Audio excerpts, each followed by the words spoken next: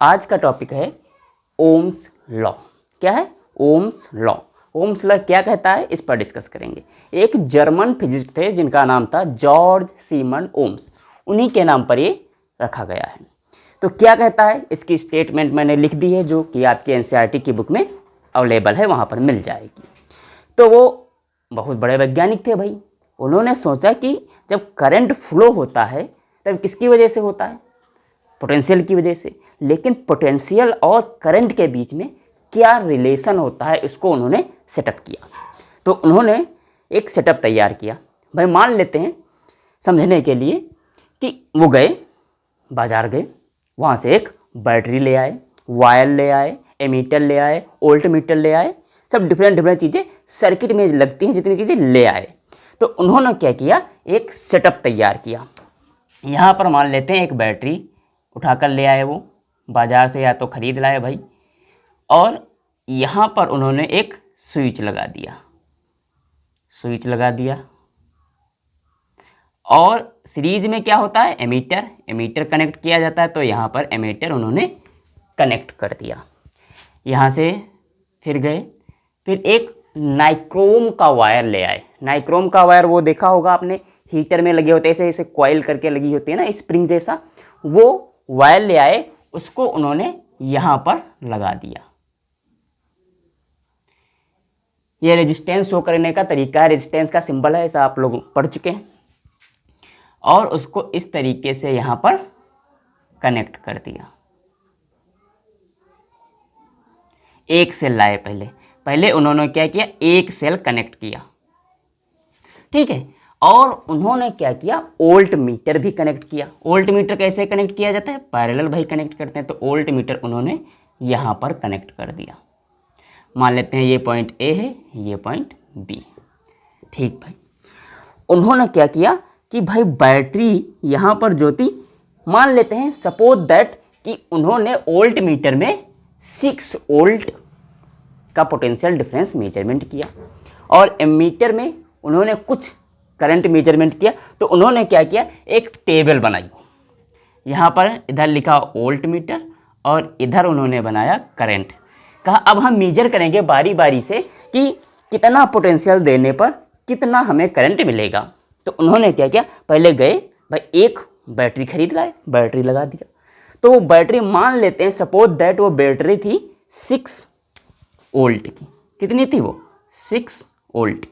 यहाँ पर 6 वोल्ट है, 6 वोल्ट ऐसे लिख लो, कोई बात नहीं, 6 वोल्ट की बैटरी थी। तो उन्होंने देखा कि जो करंट उन्हें मिल रहा था, वो मिल रहा था 1 एम्पियर का। कितना मिल रहा था, 1 एम्पियर का। फिर उन्होंने सोचा क्यों ना हम एक सेल की बजाय 2 सेल लगा दें। तो उन्होंने क्या किया, यहाँ पर 2 सेल लगा दिए।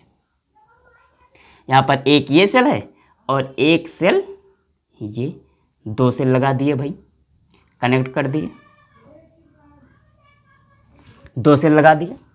अब उन्होंने देखा कि जो पोटेंशियल इसके बीच में आ रहा है, मेजरमेंट जो किया जाता है पोटेंशियल का, वोल्टेज का, तो वोल्ट मीटर में उसकी रीडिंग आ जाती। उन्होंने देखा कि वोल्ट मीटर में रीडिंग आ रही थी 12 वोल्ट। कितनी आ रही थी, 12 वोल्ट। और उन्होंने देखा कि करंट में रीडिंग आ रही थी, एमीटर में रीडिंग आ रही थी 2 एम्पियर की, 2 एम्पियर की। फिर उन्होंने दिमाग लगाया, उनके दिमाग की घंटी बजी। फिर कहा क्यों ना हम 2 की बजाय 3 सेल लगा देते। तो यहाँ पर उन्होंने तीसरा सेल भी ज्वाइंट कर दिया। इस तरीके से 3 सेल हो गए। अब 3 सेल हो गए तो उन्होंने देखा कि पोटेंशियल जो आ रहा है नाइक्रोम के दोनों एंड पर, वो आ रहा है 18 वोल्ट। कितना आ रहा है, 18 वोल्ट। और जो करंट मेजरमेंट किया जा रहा है एमीटर के द्वारा, वो आ रहा था 3 एमीटर। इस तरीके से वो सेल बढ़ाते गए और वोल्टेज और करंट को मेजरमेंट करते रहे। इसमें एक कंडीशन है कि जो सेटअप है इसका टेम्परेचर कांस्टेंट रखा गया, टेम्परेचर नहीं बदला गया। मान लेते हैं ये किसी लेबोरेटरी में होगा, तो उस लेबोरेटरी का 25 डिग्री का टेम्परेचर है, तो पहले एक सेल लगाया था तब भी 25 डिग्री था, बाद में 2 सेल लगाए तब भी 25 डिग्री है। इस तरीके से जितने भी इस पर वर्क करते गए, जितने भी सेल लगाते गए, सभी में टेम्परेचर कांस्टेंट रखा उन्होंने। उसके बाद फिर से उन्होंने चौथा सेल लगाया, 5वां लगाया, छठा लगाया, सातवां, इस तरीके से लगाते चले गए। और उन्होंने ऑब्जर्व किया कि भाई जो V/I का जो रेशियो है वो हमेशा सेम आ रहा है। देखो 6A है, V1 करेंगे कितना आएगा 6, 12 है, 12V है और 2I है। यहाँ पर देखो V/I है तो V कितना है यहाँ पर 12, I कितना दे रखा 2, यहाँ पर भी 6 आया, यहाँ पर भी 6 आया। रेशियो देख रहे हैं कि सेम आ रहा है। उन्होंने कहा ये यार क्या बात हुई, ये तो इसमें हर बार क्या है, चाहे जितने सेल बढ़ाते जाओ, चाहे जितना वोल्टेज बढ़ाते जाओ और करंट उसी तरीके से बढ़ता चला जाता है, एक वैल्यू तुम्हें मिल जाएगी, कांस्टेंट मिलता चला जाता है। अब ये वैल्यू क्या है, ये वैल्यू कहाँ से आई, इसका क्या किया जाए? तो साइंटिस्ट ने बताया, ये ओम्स लॉ जिसने दिया है, उन्होंने कहा जी V जो है वो डायरेक्टली प्रोपोर्शनल है I के। V है जो डायरेक्टली प्रोपोर्शनल है I के, मतलब जैसे जैसे हम वोल्टेज बढ़ाते चले जाएंगे उसी तरीके से करंट बढ़ता चला जाएगा। देखो अगर हम क्या करें, इसमें 2 से मल्टीप्लाई कर देंगे तो इसमें भी 2 से मल्टीप्लाई करना पड़ेगा, इसमें 3 से मल्टीप्लाई कर देंगे तो इसमें भी 3 से मल्टीप्लाई करना ही पड़ेगा, क्योंकि ये लॉ है। और लॉ नहीं, पूरी तरीके से उन्होंने सेटअप करके बिल्कुल प्रूफ करके दिया उन्होंने। अब जब आप जानते हैं कि प्रोपोर्शनलिटी का साइन हम हटाते हैं तब क्या आ जाता है, एक कांस्टेंट की वैल्यू आती है, तो V इक्वल टू यहाँ पर कांस्टेंट आएगा मल्टीप्लाई बाई I। अब जो यहाँ पर जो कांस्टेंट आ रहा था उसको नाम दिया गया रेजिस्टेंस, तो हम लिख सकते हैं V इक्वल टू RI। ये है तुम्हारा ओम्स लॉ का फार्मूला कि potential is directly proportional to current. और जब हम प्रोपोर्शनलिटी का साइन हटाएंगे तो उसकी जगह पर एक कांस्टेंट आएगा, जो कांस्टेंट है वो है R। R क्या होता है, R होता है रेजिस्टेंस। फिर उन्होंने क्या किया कि भाई इसका VI कैरेक्टरिस्टिक बनाने की कोशिश की उन्होंने, तो उन्होंने बनाया वैज्ञानिक ने, भाई हमारे वैज्ञानिक ने, यहाँ पर ये x एक्सिस है, x एक्सिस पर उन्होंने ले लिया V पोटेंशियल, ये I y एक्सिस पर ले लिया मतलब करंट। यहाँ पर पोटेंशियल पहले उन्होंने लगाया भाई 6, फिर लगाया 12, फिर लगाया 18, यहाँ पर है 1, यहाँ पर है 2, यहाँ पर है 3। ये VI कैरेक्टरिस्टिक्स है, मतलब ग्राफ है पोटेंशियल वर्सेस करंट का। तो पहले भाई 0 पर 0 करंट था, 6 पर कितना करंट मिला, 1 करंट मिला, 12 पर 2 करंट मिला, 18 पर 3 करंट मिला। उन्होंने देखा कि भाई जो ये लाइन आ रही है, उसका ग्राफ आ रहा है, वो एक स्ट्रेट लाइन आ रही है। कैसी लाइन आ रही, स्ट्रेट लाइन आ रही है। अगर हम V वर्सेस I का ग्राफ ड्रॉ करेंगे ओम्स लॉ के अकॉर्डिंग तो हमें एक स्ट्रेट लाइन मिलेगी। ठीक है, ये है तुम्हारा पोटेंशियल वर्सेस करंट का ग्राफ, वोल्टेज वर्सेस करंट का ग्राफ। और हम बात कर रहे थे कि R क्या है, R है यहाँ पर रेजिस्टेंस। क्या है, रेजिस्टेंस। अब भैया ये रेजिस्टेंस क्या होता है? रेजिस्टेंस होता है, रेजिस्ट करता है, करंट को फ्लो होने में रोकता है। यहाँ पर हम इसकी जो यूनिट होती है वो होती है ओम। ओम ही इसकी यूनिट है जिसे हम रिप्रेजेंट करते हैं इस ओमेगा लेटर से। अब बात कर लेते हैं R जैसे निकालना है तुम्हें, R इक्वल टू क्या आएगा, V/I। कहे भाई 1 ओम कितना आएगा, 1 ओम की वैल्यू बताओ, तो क्या कहोगे कि अगर भाई हमें 1 वोल्टेज मिल जाए और उसमें करंट फ्लो हो रहा हो 1 एम्पियर का, तो हमें मिलेगा 1 ओम वैल्यू, 1 ओम रेजिस्टेंस मिलेगा।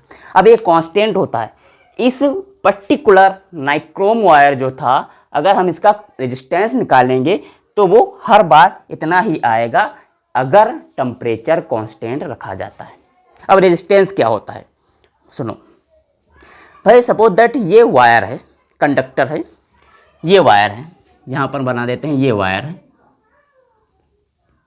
ठीक, कंडक्टर है जिसे हम बोलते हैं। अब क्या है, इसमें सिर्फ इलेक्ट्रॉन तो भरे नहीं हैं, इलेक्ट्रॉन तो बहुत छोटा सा पार्टिकल है, उससे बड़े बड़े पार्टिकल हैं, जैसे उसका न्यूक्लियस जिससे एटम निकला है, कटायन है, एनायन है, सब मौजूद है ना। अब जिससे इलेक्ट्रॉन निकला है जिस एटम से, उसका पार्ट, वो पार्ट बचा हुआ है, बचा हुआ तो है एटम, और जिससे इलेक्ट्रॉन निकल गया वो भी तो बचा हुआ है, वो कटायन और इलेक्ट्रॉन है।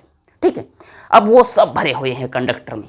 अब इलेक्ट्रॉन जाना चाहता है, जब तक इलेक्ट्रॉन जाएगा नहीं, जब तक इलेक्ट्रॉन फ्लो नहीं करेगा तब तक करंट चलेगा नहीं, फ्लो नहीं होगा।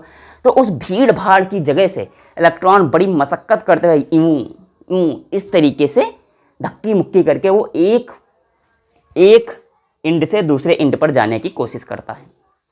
जैसे मान लेते हैं कि कोई छोटे बच्चे हों, छोटे छोटे बच्चे हों और बहुत ढेर सारी भीड़ लगी हो, अब उस भीड़ में से वो निकलना चाहते हैं, तब क्या करेंगे, बहुत मुश्किल से वो इधर उधर से कूद फांद के वहाँ तक जाएंगे। जब बाहर निकल आएंगे तो बहुत वो थक जाएंगे, इतनी भीड़ होगी क्योंकि वो छोटे होंगे। इससे क्या होगा, उनके अंदर हीट वाली उनका टेम्परेचर बढ़ जाएगा। इसी तरीके से जब हम किसी भी वायर में करंट फ्लो करते हैं तो उसका टेम्परेचर बढ़ जाता है। क्यों? क्योंकि उसके अंदर से इलेक्ट्रॉन फ्लो कर रहे हैं बहुत ही ताकत लगाकर। अब इलेक्ट्रॉन यहाँ से फ्लो कर रहा है और एटम पड़ा हुआ है, ऐसे इलेक्ट्रॉन जा रहा है, इसमें लड़ा धड़ाक से, फिर इधर से बाहर निकलने की कोशिश किया, फिर आगे फिर एक एटम पड़ गया, उससे लड़ा, तो ये धक्का मुक्की करते हुए आगे चलते हैं। तो ये क्या करता है, रेजिस्टेंस प्रॉपर्टी होती है मटेरियल की कि करंट को कितना जाने देगा, कितना रोक कर रखेगा। करंट को रोकने की प्रॉपर्टी, रुकावट है, प्रतिरोध जिसे हिंदी में कहते हैं, विरोध करता है कि हम करंट को जाने नहीं देंगे। जैसे पाइप है, पाइप में क्या करना, माटी भर दीजिए थोड़ी सी, जैसे सपोज दैट ये पाइप है, यहाँ पर पाइप लगी है, पाइप है, इसमें पत्थर भर दीजिए, पत्थर, तो क्या होगा, पहले जितना पानी फ्लो हो रहा था अब उसमें पानी कम कम जाएगा, फिर इसमें और फ्लो, और ज़्यादा पत्थर भर दीजिए, अब पानी और कम जाएगा। अब क्या होगा, इसका रेजिस्टेंस बढ़ गया, फिर और इसमें पूरी तरीके से सेट कर दीजिए। जब सेट कर देंगे तब इससे पानी जाएगा ही नहीं, जब पानी नहीं जाएगा तब क्या होगा, ये कहेगा भाई इस पाइप से पानी नहीं जा रहा है, पूरी तरीके से रुक गया है। इसी तरीके से मटेरियल में भी होता है, जिसमें कम इलेक्ट्रॉन बंधे हुए हैं, मतलब कंडक्टर में इलेक्ट्रॉन फ्री हैं, तो क्या हो, आसानी से करंट को जाने देगा, आसानी से करंट मूव कर जाएंगे। लेकिन इंसुलेटर है, इंसुलेटर पूरी तरीके से बंद है, इलेक्ट्रॉन उसके अंदर बंधे हुए हैं तो करंट जा ही नहीं, उसका रेजिस्टेंस बहुत ज़्यादा ही होता है। तो इस तरीके से ये तुम्हारा ओम्स लॉ डिफाइन किया गया है। इसकी जो डिफिनीशन है, the potential difference across the end of a conductor. यहाँ पर कंडक्टर है, अब रेजिस्टेंस पढ़ लिया तो आप रजिस्टर भी बोल सकते हैं, यहाँ पर रजिस्टर भी लिख सकते हैं, जिसमें रेजिस्टेंस है वो रजिस्टर है। अब देखो यहाँ पर क्या, potential difference across the end of a conductor, conductor के इंड में लगा है पोटेंशियल डिफरेंस, ये पोटेंशियल डिफरेंस है, ठीक है। Directly proportional to the current through it, इससे करंट जा रहा है भाई उसके डायरेक्टली प्रोपोर्शनल है, यहाँ पर मैंने बता दिया है।